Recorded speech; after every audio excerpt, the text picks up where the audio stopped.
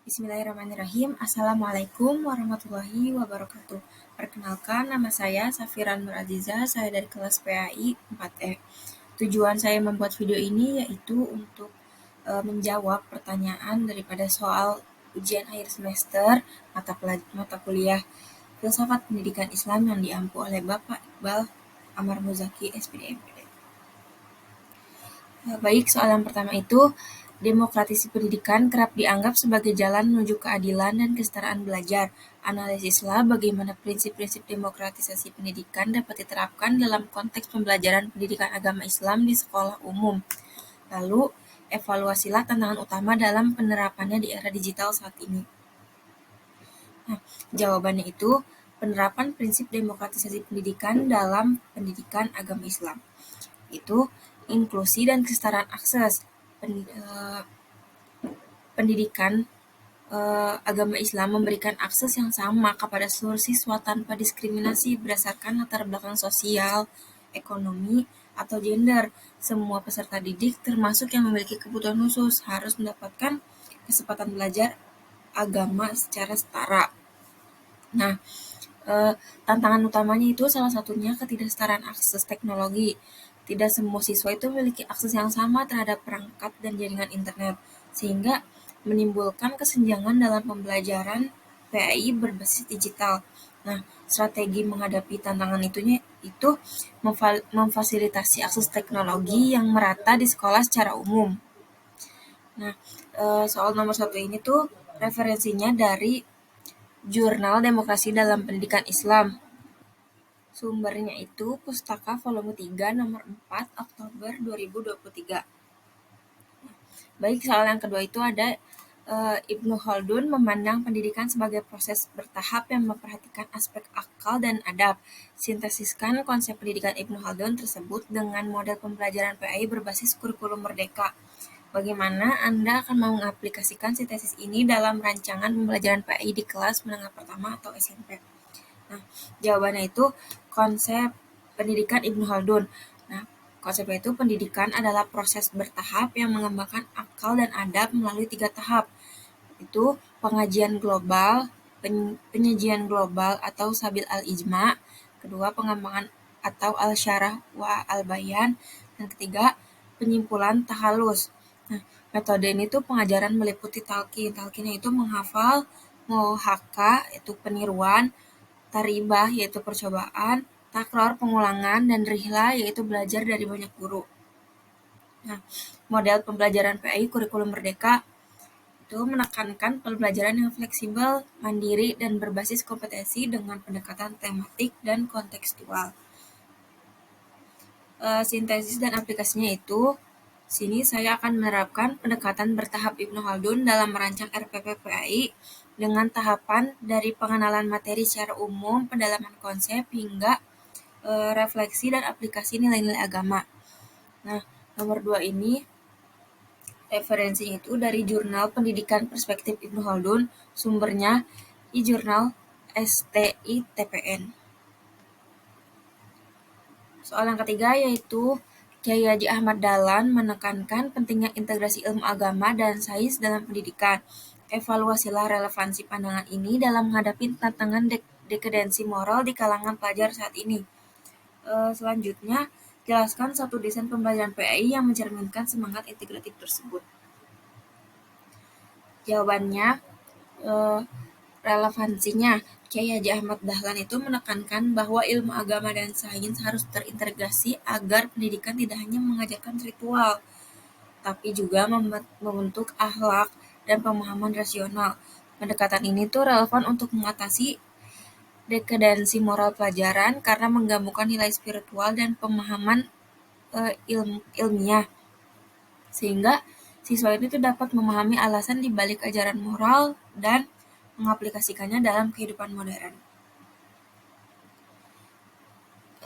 Desain pembelajaran PAI integratif yaitu materi PAI dikaitkan dengan sains, misalnya pembahasan penciptaan manusia dalam Al-Quran dikaitkan dengan ilmu biologi.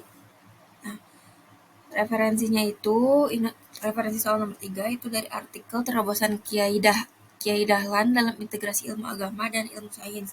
Sumbernya fisika.ac.id 2025.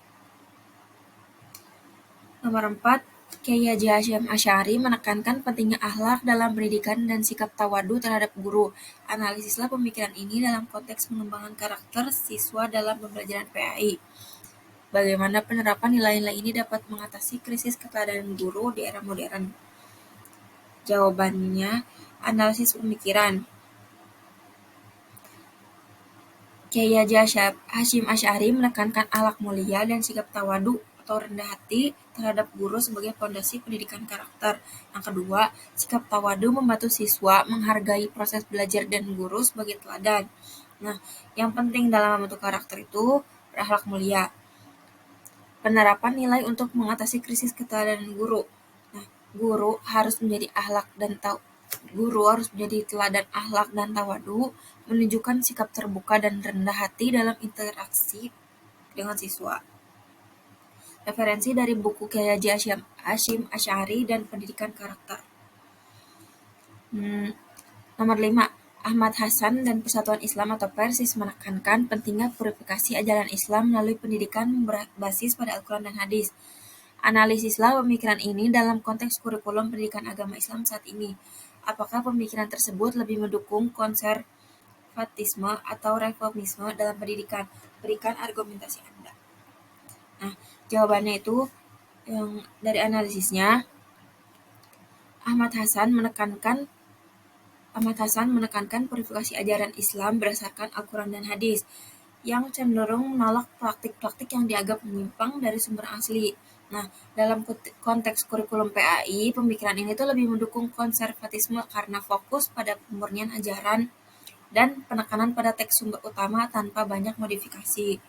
Argumentasinya, jika purifikasi dilakukan secara dogmatis tanpa adaptasi konteks, maka konservatisme yang didominan itu. Jika purifikasi mengedepankan pemahaman kontekstual dan ijtihad, maka dapat mendukung reformisme.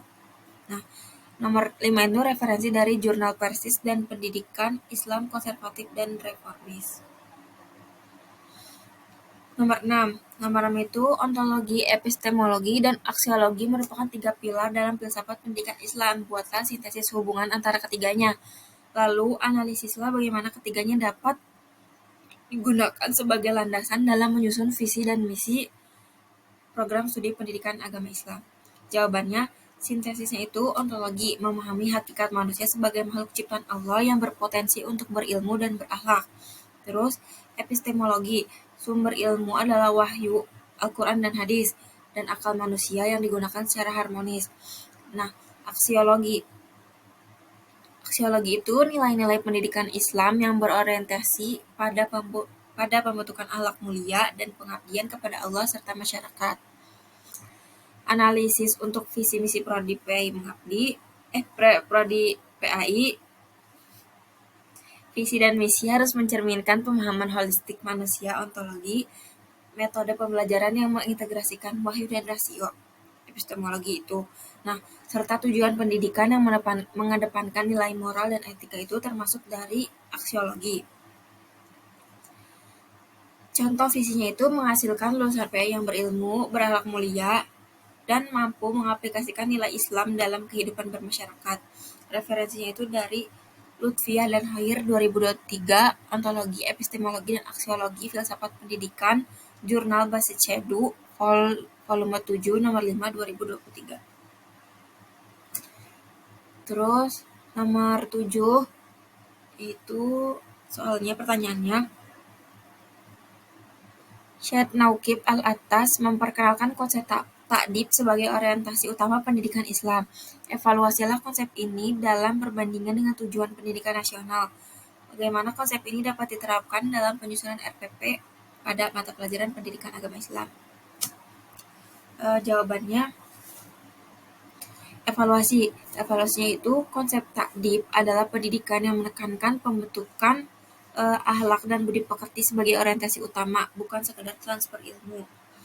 Lalu, tujuan pendidikan nasional yang mengembangkan potensi peserta didik secara utuh itu sejalan dengan takdib yang menekankan aspek moral dan spiritual. Nah, penerapan dalam RPPPI-nya itu RPP itu dirancang untuk mengintegrasikan pembelajaran nilai-nilai akhlak melalui kegiatan kegiatan refleksi, diskusi, moral, dan pengalaman nilai dalam kehidupan sehari-hari. Lalu penilaian tidak hanya kognitif, tetapi juga afektif dan psikomotorik terkait perilaku dan sikap. Referensi itu dari Muhammad Anis M. Denor, 2018, The Concept of Ta'dib in Islamic Education. Jurnal Pendidikan Islam, volume 4, nomor 1, 2018. Soal yang nomor 8 itu, Ismail Raji Al-Faruqi mengusulkan islamisasi ilmu pengetahuan sebagai pendekatan dalam pendidikan tinggi Islam. Nah, berdasarkan pandangannya, rancanglah atau jelaskan satu model pembelajaran interdisipliner antara PAI dan ilmu sosial, misalnya sosiologi atau ekonomi yang bisa diterapkan di sekolah. Nah, jawabannya itu model pembelajaran. Model pembelajaran itu ada tema, pendekatan, metode, dan tujuan. Nah, temanya di sini itu keadilan sosial dalam ilmu dan sosiologi. Pendekatan itu interdisipliner dengan menggabungkan konsep keadilan dari PAI atau nilai Islam dan teori sosiologi tentang struktur dan sosial dan ketidakadilan.